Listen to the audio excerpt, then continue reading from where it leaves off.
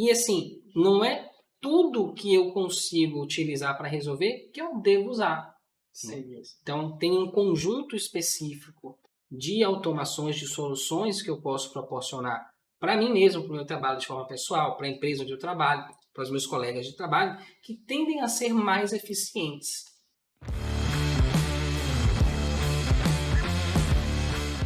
Olá, sejam todos bem-vindos à nossa terceira live de aquecimento para a Semana da Automação Fiscal.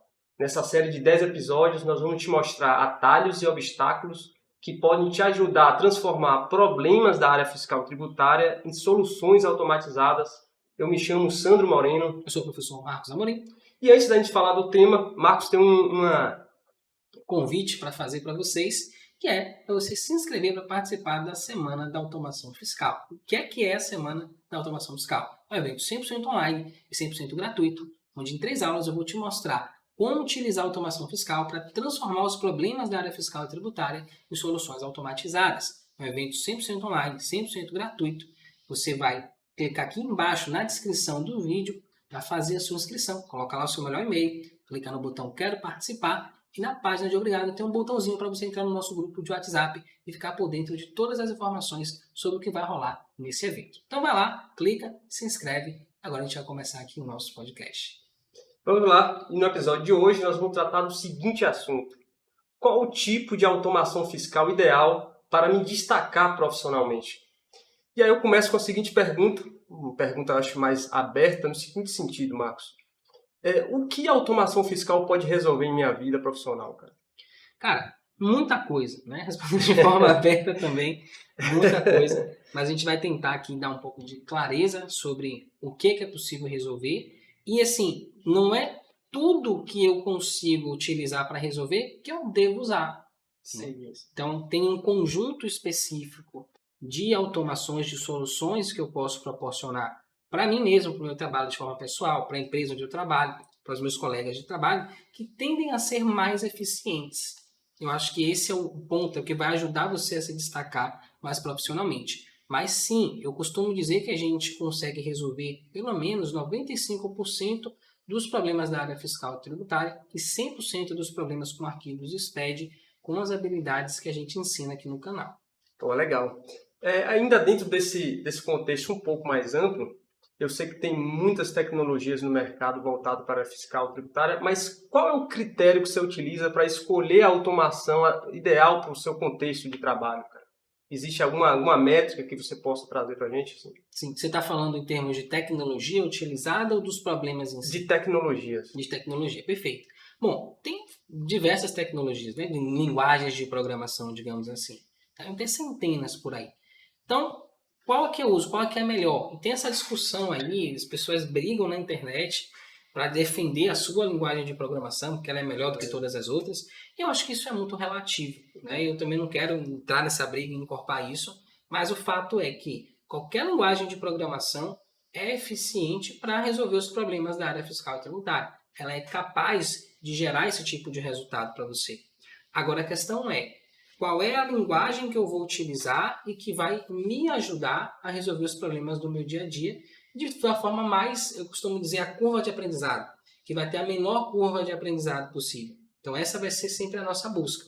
Certo, certo. Eu vou partir do básico. Qual é a relação do Excel? Eu acho que muito contador tem isso claramente como um instrumento de trabalho, com a automação fiscal, cara. Pronto, perfeito. Eu ia até entrar nesse assunto, porque tem uma discussão muito grande. Qual é a melhor linguagem? É Python, é Java, é C Sharp, é o VBA, né, que a gente utiliza aqui, que a gente usa para ensinar para as pessoas. E não tem uma linguagem melhor. O que tem é um contexto. Por exemplo, se eu trabalho com... Agora a gente tem a questão da inteligência artificial. Ou se eu quero trabalhar com inteligência artificial, quais são as melhores linguagens para fazer isso? O Python está dentre essas linguagens, né? Então ela consegue criar uma automação fiscal? Consegue. Ah, mas eu só vou conseguir fazer uma automação fiscal se eu estiver fazendo isso com Python, por exemplo, ou com C Sharp? Não. Qualquer linguagem é suficiente para isso. Agora, qual o contexto? Isso é importante a gente observar. Então, aqui no canal, a gente fala com pessoas que atuam na área fiscal e tributária. Muitas delas que nunca nem passou pela cabeça de utilizar a automação fiscal para resolver os problemas do dia a dia. Então são pessoas que não têm tanto contato com tecnologia, com programação, assim, né? E a gente, inclusive, vai fazer um episódio falando só sobre isso. Porque você não precisa ser um programador para conseguir automatizar suas rotinas de trabalho. Não é necessário, né? Você não precisa. Da mesma forma que você não precisa ser um eletricista para trocar uma lâmpada dentro da sua casa, né? Mas precisa de alguns conhecimentos que vão te ajudar a realizar essa tarefa. Então, quando a gente fala de utilizar a programação no seu dia a dia, não tem uma linguagem que é a melhor do ponto de vista genérico, de que não, você tem que fazer com essa, porque senão você não vai conseguir fazer. Por que a gente utiliza o VBA? Está ali dentro do Excel, né? Porque, como eu falei, a gente tem um contexto, né? As pessoas que nos seguem não são pessoas da área de tecnologia. Eu não sou um cara de tecnologia, eu sou um profissional da área fiscal tributária, assim como as pessoas que acompanham a gente também, que precisam de alguns conhecimentos de tecnologia ou de programação para agilizar, para facilitar a sua rotina de trabalho. Que é parecido lá com a questão de eu vou trocar uma lâmpada, não preciso fazer um curso de eletricidade para isso, né? Então essa é a ideia. E por que essa linguagem? Por que não Python? Porque a linguagem da moda agora, que tem a inteligência artificial, tem tudo. Porque existe uma coisa chamada curva de aprendizado. Então a curva de aprendizado do VBA, na minha opinião, é a menor que tem. Por que isso? Porque se você precisar agora, se você me pedir, Marcos, agora, criar para mim uma automação para extrair, para gerar um relatório a partir dos dados de um arquivo XML. Beleza, eu consigo aqui, sei lá, em 15, 20 minutos, se eu não tiver que explicar nada para ninguém, eu consigo fazer essa automação para você. Eu não preciso instalar nada no meu computador. Se você me der o seu computador, por exemplo, eu consigo fazer isso para você. Se você me der um computador que acabou de chegar da loja com o Windows instalado, com pacote Office, eu consigo fazer isso para você. Agora, se eu for fazer a mesma coisa usando outra linguagem de programação, provavelmente eu vou ter que... Eu não conheço todas as outras linguagens, mas vamos pegar o Python como exemplo. Eu vou ter que baixar o Python no meu computador, instalar ele. Vou ter que baixar muitas vezes uma IDE, para não ficar fazendo esse código no bloco de notas, por exemplo, para ter um nível maior de chamar IntelliSense, né? Eu vou digitando, ele vai dizendo para mim quais são os comandos que eu posso utilizar. Então, tem uma série de coisas que eu preciso fazer, configurar variável de ambiente, baixar pacote. Pô, quero pegar uma automação que vai exportar um relatório para Excel com os dados de um arquivo XML. Cara, você não vai conseguir fazer isso direto no Python. Você vai precisar baixar um pacote que vai trabalhar com o Excel para ele extrair essas informações para dentro do Excel. Eu preciso fazer algumas operações matemáticas. Você vai ter que baixar um pacote que vai trabalhar com operações matemáticas para que você consiga fazer isso. Isso é ruim? Não. Agora, para uma pessoa que tem muitas vezes zero conhecimento sobre o assunto, sobre automação, sobre programação, você combina, não, como é que eu posso dizer? Concorda comigo que é muito mais difícil eu tenho que baixar uma série de coisas, configurar uma série de outras coisas para eu conseguir fazer um Hello World, que é um Olá Mundo, que a gente faz uma mensagenzinha de... Inclusive, para fazer uma mensagenzinha, né? Um Olá Mundo, a caixinha para poder dar um ok, eu preciso baixar um pacote para poder fazer isso. Não quer dizer que é ruim a linguagem é maravilhosa. Agora, o que é que eu vou fazer com ela? Cara, eu preciso manipular um arquivo XML, um arquivo TXT, uma planilha, um banco de dados. Cara, o VBA é mais que é suficiente para você fazer isso. Você vai sofrer muito menos para poder fazer isso utilizando o VBA. Você consegue fazer a mesma coisa no Python? Consegue, mas você vai precisar fazer muito mais coisas. Entendi. Então, o que eu sugiro? Que se você está começando, né, se você atua na área fiscal e tributária, a gente usa a planilha o tempo inteiro. Né? Provavelmente, deve ter um dia que a gente passa sem mexer numa planilha. Então já está lá, cara. É só pegar aquilo ali e utilizar. E aí, num dia que você já aprendeu, já entende como a coisa funciona, agora eu quero dar um passo maior. O que é que eu considero um passo maior? Na minha visão, seria utilizar a inteligência artificial. Aí é um ponto que eu queria te perguntar, cara. O que você acha? A inteligência artificial já tá ficando na moda, apesar de poucas pessoas conhecerem efetivamente o que significa isso. E muito se discute que a inteligência artificial vai substituir o profissional, isso em diferentes áreas, né, cara? Sim. Como é que você vê isso em relação à área fiscal e tributária, cara? Perfeito. Bom, eu gosto de usar o argumento lá da Receita Federal. Então a gente vê a Receita Federal hoje investindo massivamente em tecnologia e em treinamento dos seus auditores. Beleza, isso é uma coisa. Agora a questão é, por que a Receita Federal não contratou um sistema, um Watson da vida, uma inteligência artificial para fazer tudo para ela, sem precisar dos auditores fiscais? Porque a gente não tem esse nível de inteligência artificial ainda. Né? Porque a gente vê muita coisa de laboratório, muita coisa de experiência. Mas a gente ainda não está no nível em que uma máquina vai substituir 100% das atividades de um ser humano. O que é que ele está substituindo? As coisas que são repetitivas, que são mais manuais. Então, o que é inteligência artificial? É um algoritmo. Inclusive, você tem que estudar álgebra linear, coisa que as pessoas adoram fazer, né? Para poder utilizar a inteligência artificial no seu dia a dia de trabalho. Então, você já tem algoritmos prontos, pré-programados, que você dá os dados para ele, ele faz um conjunto de análises, e a partir disso ele gera lá um resultado para você. Tem várias metodologias de inteligência artificial. Que assim, eu posso utilizar isso dentro do contexto da área fiscal tributária? Posso. Mas nesse momento é estritamente necessário? Não sei. Né? Mas o fato é, uma pessoa comum que trabalha ali no dia a dia, chegar no nível de utilizar a inteligência artificial não é algo trivial. Então é algo que vai ser... Eu, por exemplo, não tenho grandes conhecimentos em automação, em inteligência artificial. Né? O que eu conheço são coisas que eu vi no livro, eu já fiz alguns cursos falando sobre o tema, mas eu ainda não peguei o jeito da coisa, sabe? Não é uma coisa simples e trivial. Só que, se eu tiver 4 habilidades, que é o que eu falo aqui no canal, eu já consigo resolver 95% dos problemas que eu tenho na área fiscal tributária, 100% dos problemas com o SPED, né? num nível excelente, né? Um nível de aproveitamento muito bom, muito grande.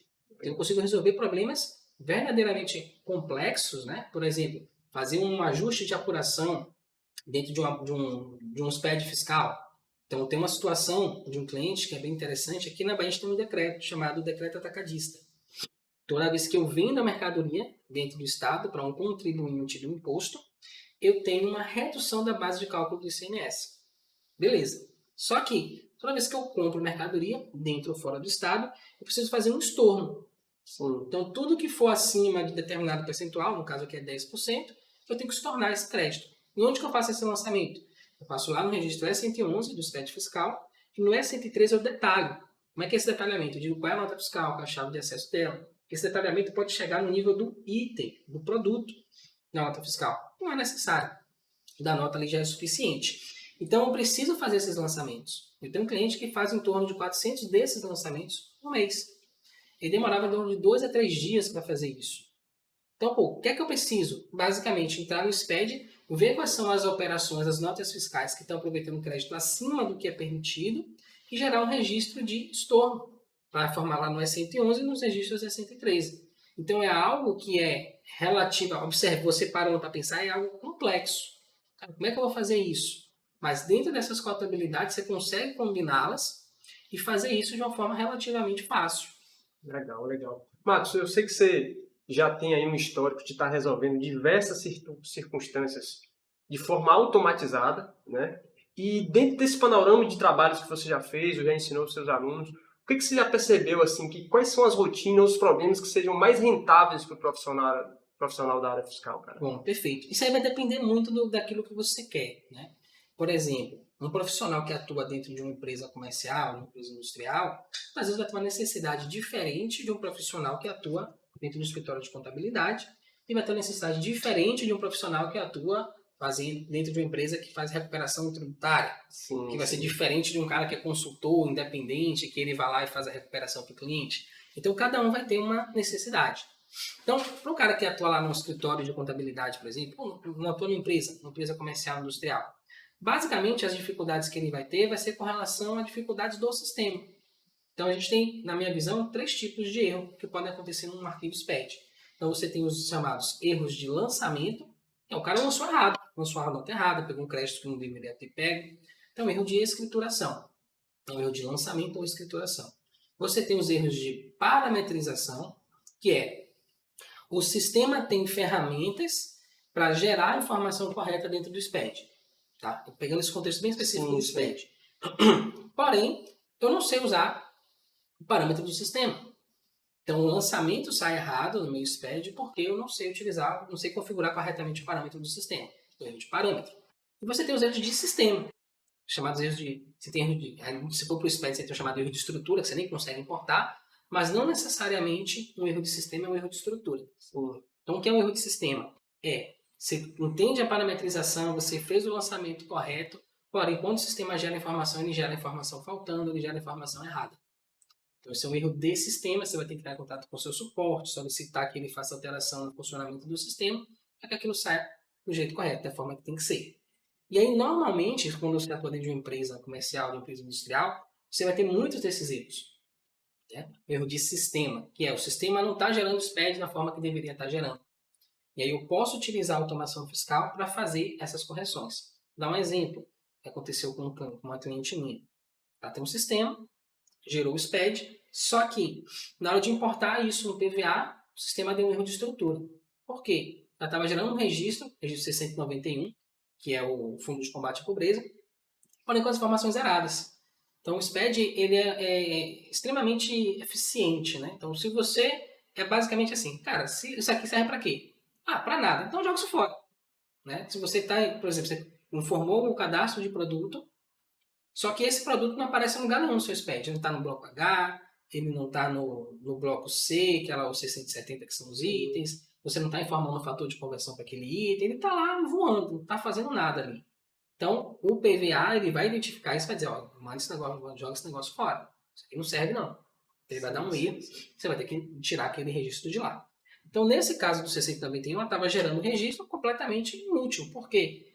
Todas as informações estavam zeradas. Então, era só um registro mesmo que estava ali ocupando espaço. E aí, o PVA vai lá e dá um erro de estrutura.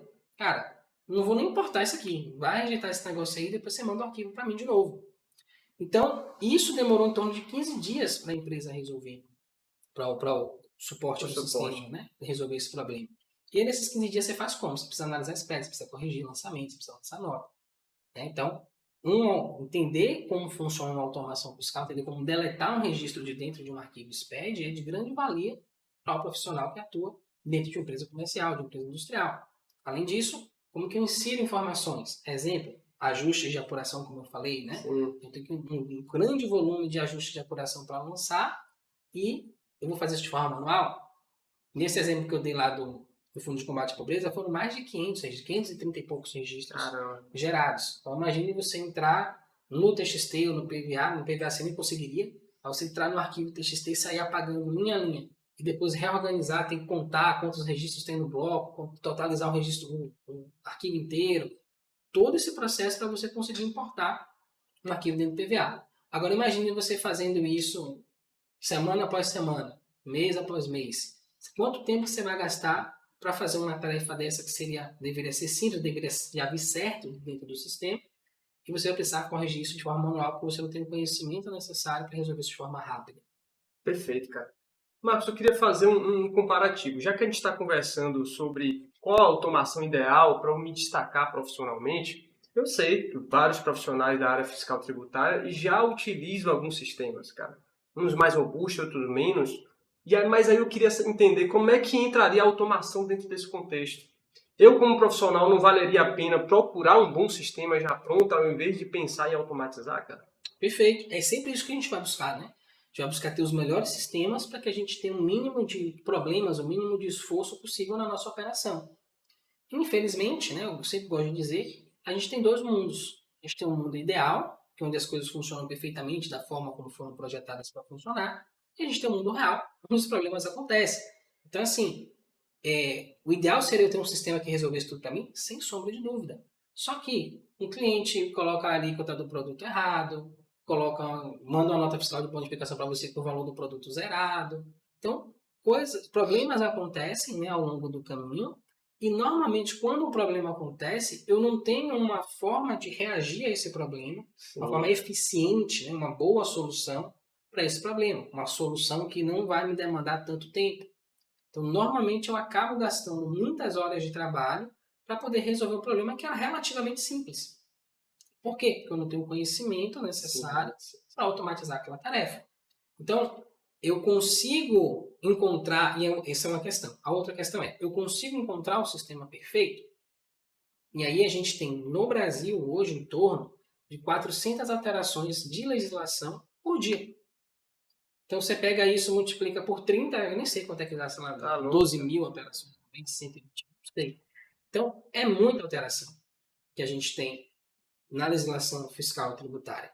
Agora imagine você, dono de um sistema que atende o Brasil inteiro, ter que atender a todas essas mudanças na velocidade em que elas acontecem.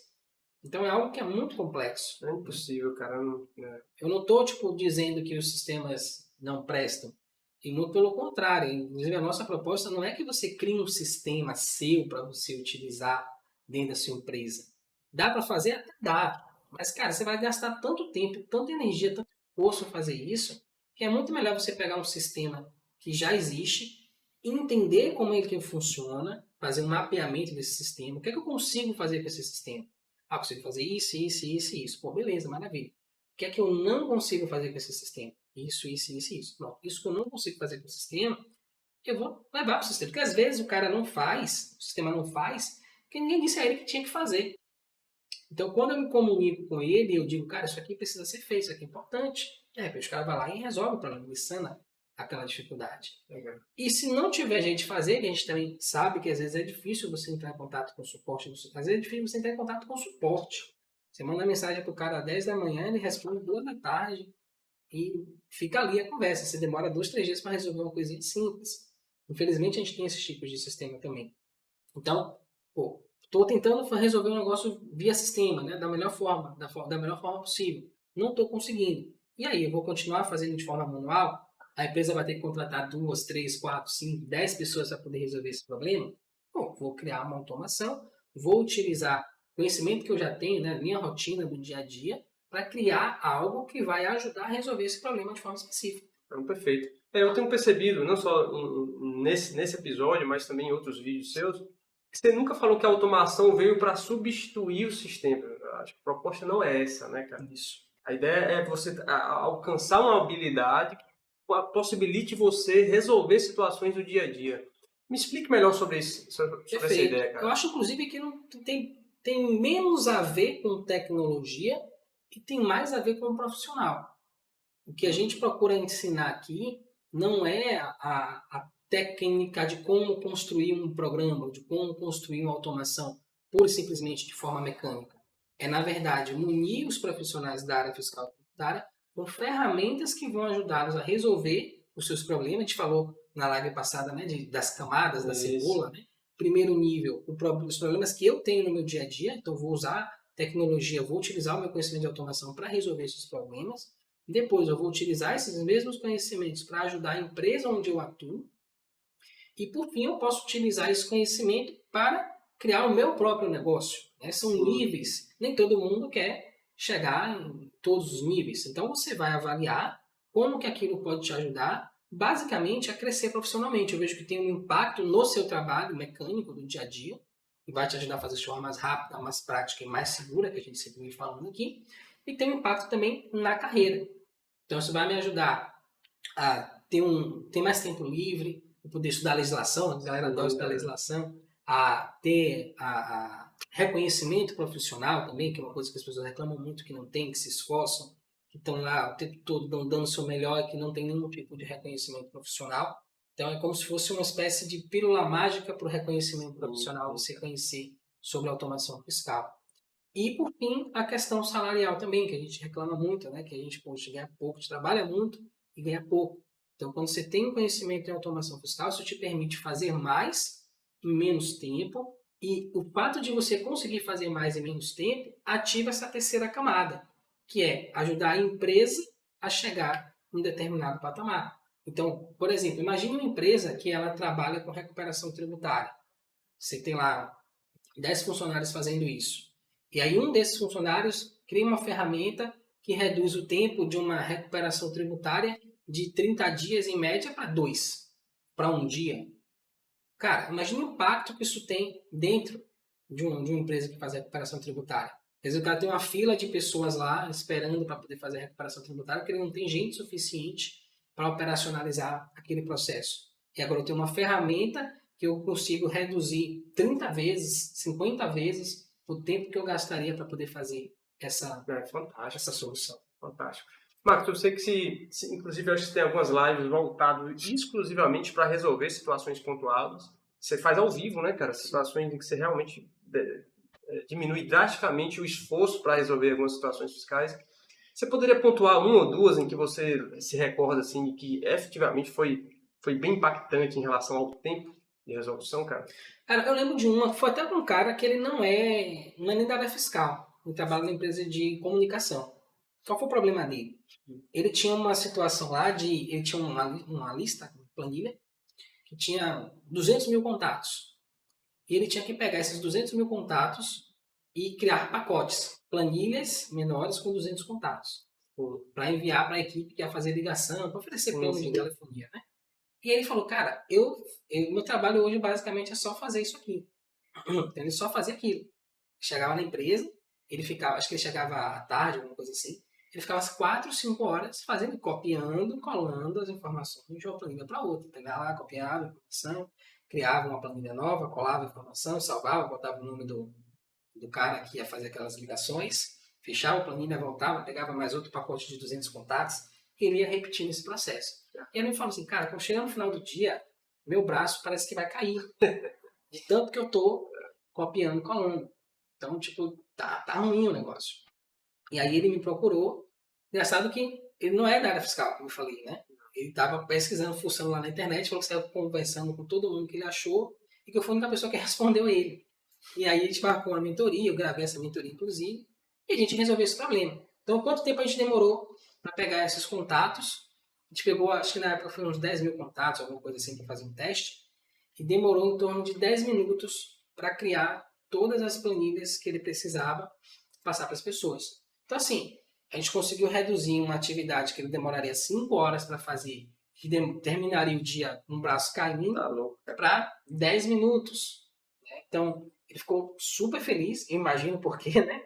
Ter ficado feliz dessa forma, porque a gente conseguiu reduzir 5 horas de trabalho para 10 minutos. Agora, você pega isso, essas 5 horas, e multiplica isso por 22 dias de trabalho. Quanto que dá? E pega esses 10 minutos e multiplica por 22, quanto que a gente conseguiu economizar. Não só a questão do tempo, né, mas também a questão da saúde do cara. E também, claro, o impacto que isso teve com o resultado, em geral, da empresa que ele trabalha, né, cara? Sim.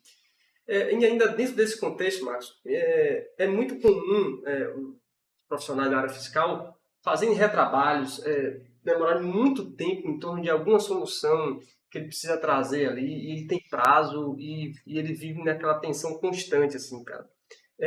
Se você fosse pincelar, quais seriam os contextos que mais tomam tempo do profissional fiscal, cara? Perfeito. Quando a gente faz um evento, né, Semana da Automação Fiscal, a gente pergunta isso para as pessoas que participam. Inclusive, quando vocês se inscreverem, responda a pesquisa que vai aparecer lá. Lá a gente pergunta algumas dessas questões. O que é que tira seu sono? O que é que mais te incomoda aí na sua rotina do dia a dia? E a maioria das pessoas fala conferência de nota fiscal.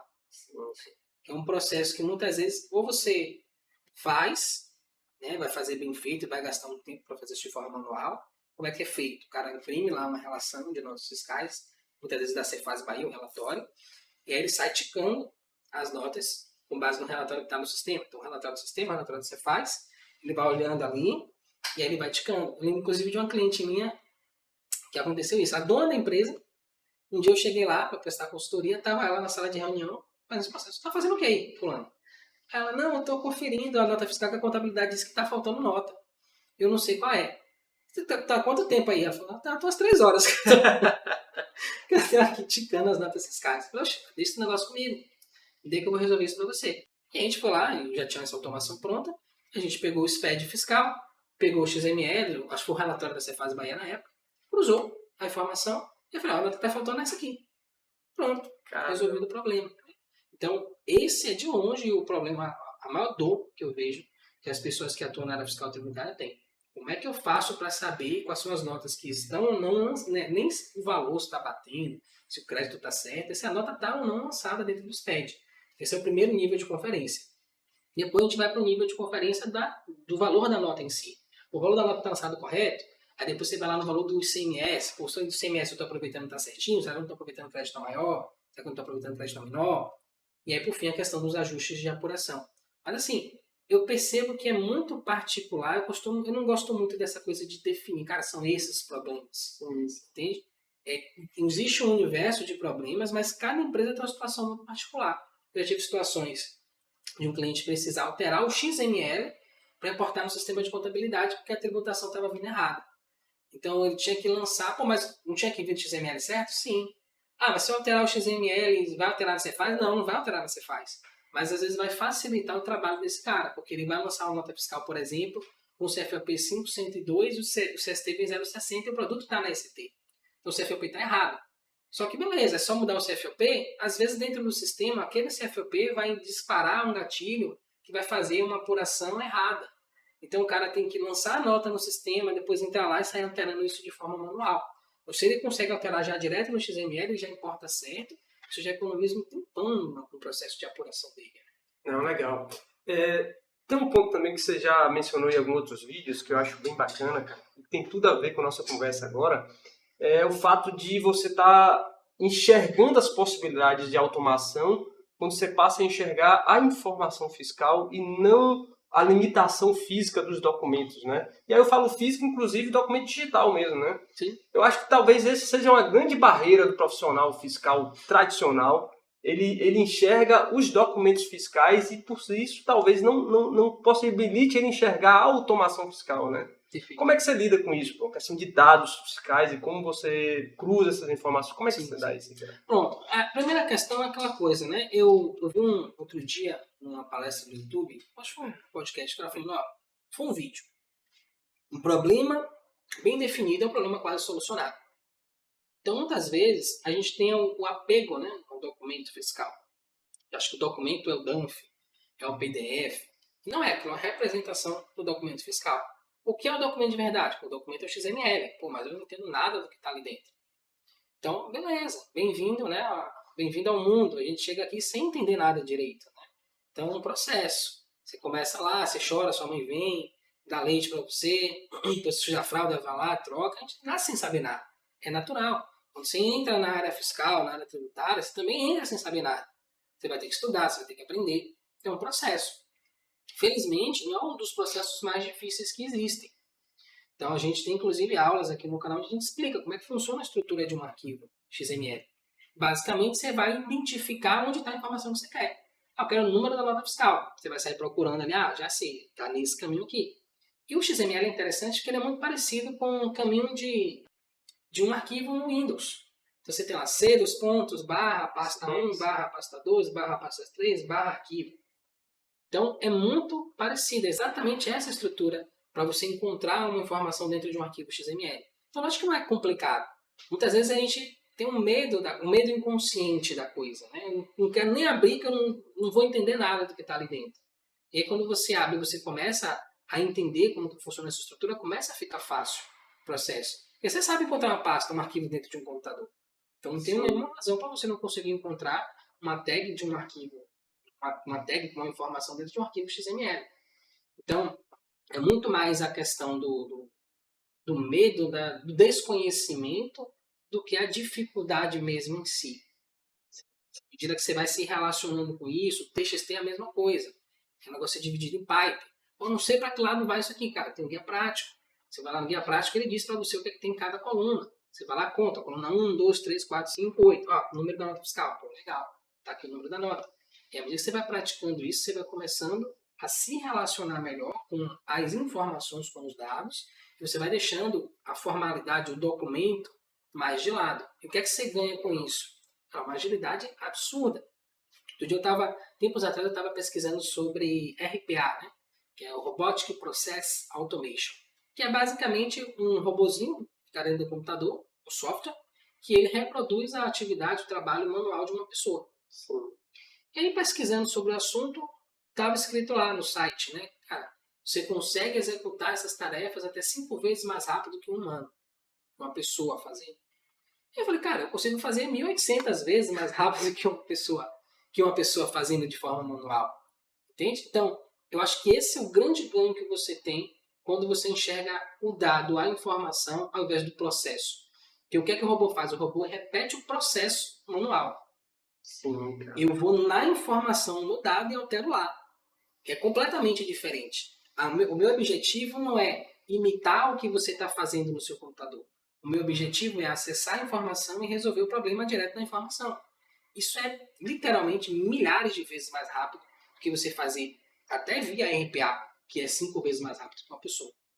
Que massa. Pô, Marcos, você tem um... Eu já te passei alguns problemas pessoais na área fiscal, você também com seus alunos, clientes, e muitas vezes você respondeu, cara, eu não quero saber qual o problema, qual a dificuldade, eu quero saber qual a solução que você quer, né? Isso. Essa autoridade em falar dessa forma vem em razão dessa percepção de dados e não documentos? Me fale um pouco disso aí, Perfeito, cara. cara. Excelente pergunta. Porque muitas vezes a pessoa, quando ela chega para me perguntar alguma coisa, ela tem um conceito, um pré-conceito, né, de como que ela vai resolver aquilo. E na maioria das vezes as pessoas chegam e me falam, professor, eu quero automatizar aqui, você quer fazer o quê? Não, eu preciso gerar um relatório. Eu sei que ele não precisa do relatório. Eu sei que o que ele quer, na verdade, é usar o relatório para resolver o problema. Então eu falo, cara, isso aqui, beleza, entendi que você quer um relatório. Mas dá para gente fazer muito mais do que isso. Para que você quer o relatório?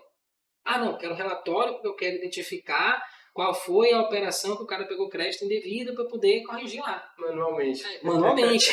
Pois é. Eu falo, cara, dá pra gente corrigir direto no arquivo. Não precisa você fazer isso manualmente. A gente consegue identificar o que está errado, já fazer a correção e gerar um arquivo com tudo corrigido. Para você só importar no PVA e transmitir. Aí você fala, não, sério que dá pra fazer? Não, sério, cara. Juro, dá pra fazer. Dá pra fazer isso. Então, dá para ir muito mais além do que a gente normalmente imagina. Por isso que normalmente eu falo, cara, beleza, já entendi que você quer fazer isso, mas por que você quer fazer isso? Eu acho que essa é a grande pergunta. Até para quem está em casa assistindo, né? Por que eu quero gerar esse relatório? Aí você vai entender o porquê, qual a necessidade daquilo. Não, cara, é para resolver tal problema. E aí você vai se fazer outra pergunta. Como que eu resolvo esse problema? Isso é um DMI, né? Um objetivo. Cara, é esse problema que eu quero resolver. Eu não quero um relatório. O relatório é um meio para resolver o problema. Agora, se eu não tenho clareza de que eu consigo resolver o problema, eu não vou chegar nesse nível. Eu vou parar no relatório, que é o que eu acho que dá para fazer. Se eu tiver o relatório... A gente foi ensinado assim, né? Sim, O sim. sistema tem várias telas de relatório, você gera o relatório, vê o que está errado e aí vai lá e corrige na mão. Mas não precisa ser assim. A gente pode fazer o processo inteiro, do início ao fim, diretamente na informação. Cara, e para encerrar, cara, a gente partiu do seguinte tema. Qual é a automação fiscal ideal para eu me destacar profissionalmente? E ao final dessa nossa conversa aqui, eu tenho percebido que não é a automação em si, cara. Não é o que você constrói em tecnologia para, que também é válido, Sim, mas a percepção de como você enxerga o problema. Não é isso? exatamente. Porque muitas vezes as pessoas elas enxergam o problema do problema, né? Tipo, para resolver isso eu preciso do relatório, que é um subproblema. Aí ela resolve aquele subproblema e o resto ela vai. É tipo você, sei lá, você pegar uma Ferrari e você parar no meio do caminho e o restante a pé, Sim, né? sim, sim. Então, as pessoas muitas vezes não enxergam por falta do conhecimento mesmo, por achar que não é possível. Eu acho que não é possível, eu acho que não dá para fazer isso. E sim, dá para fazer. Qual é uma dica que eu dou, né? Para você identificar se é possível fazer ou não. Normalmente eu pergunto, cara, você consegue fazer isso aqui? Você fala, consigo. Então dá para fazer. Entendi, cara. Entende? Porque eu mexo com o computador. O computador são bytes, são informações, é lógica. Então, para eu identificar um problema, eu preciso de lógica. Para eu resolver o problema, eu preciso de lógica. Então, se eu consigo esquematizar um problema em termos de lógica, eu consigo criar uma automação para resolver isso para mim. Perfeito. Entende? Então, se tudo é lógica, e eu acredito particularmente nisso, da hora que você acorda até a hora que você vai dormir, você está usando lógica. Eu vou escovar os dentes, é lógica pura. Como é que você acorda de manhã, você viu lá que a boca está fedendo, você vai lá, pega a pasta de dente, passa, faz os movimentos. Isso é lógica, tem uma sequência, tem um passo a passo. Você vai tomar banho, você vai no mercado, você vai atravessar a rua, você vai lavar prato. Tudo você está utilizando lógica para fazer aquilo. E é muito natural isso. Você chega na pia, tem um bocado de prato, cara. E às vezes você pode chegar lá e fazer um experimento mental aqui. Pô, os pratos estão todos limpos. Pô, como é que você sabe que o prato está limpo? Tem uma lógica. Tem uma informação ali que te indica que o prato está limpo. Então, cara, não precisa lavar, é só colocar no escorredor que o pessoal esqueceu de colocar. Ou então você olha lá, cara, o prato está sujo, precisa lavar o prato. E você vai rodar um algoritmo, um programinha chamado Lavar Prato, que é basicamente abrir a torneira, pegar a bucha, botar sabão. Então tem um processo. E cada passo desse que você dá, você conseguiria criar um programinha para fazer isso no mundo virtual. Sim, sim. Então é possível. Vou pegar os videogames que você vê hoje em dia, cada vez mais reais. Tem videogames que você olha e você não consegue mais distinguir se aquilo é realidade. Fórmula 1, por exemplo, você não consegue distinguir se o cara está realmente no circuito. Eu já vi vários vídeos, é muito interessante. Agora bota um carro do lado do outro e aí pergunta para você, qual é o que é o real? Você não sabe, você fica completamente perdido. Então, pô, se a gente consegue fazer isso dentro de um computador, será que a gente não consegue pegar uma coisa simples como um erro de escrituração e criar um sistema para resolver isso de forma automatizada? Então, se eu posso fazer a última pergunta aqui, cara. Se um profissional da área fiscal sabe resolver determinado problema de forma manual, ele vai saber fazer isso de forma Com automatizada? certeza, com certeza. Raríssimas exceções. Eu até hoje não vi nenhuma situação que a pessoa precisava resolver aquilo, sabia fazer isso de forma manual, que não foi possível a gente automatizar. Legal, cara. Eu acho que a gente fica por hoje aqui. Fechou. Convido que vocês continuem nos acompanhando nessa série de 10 vídeos.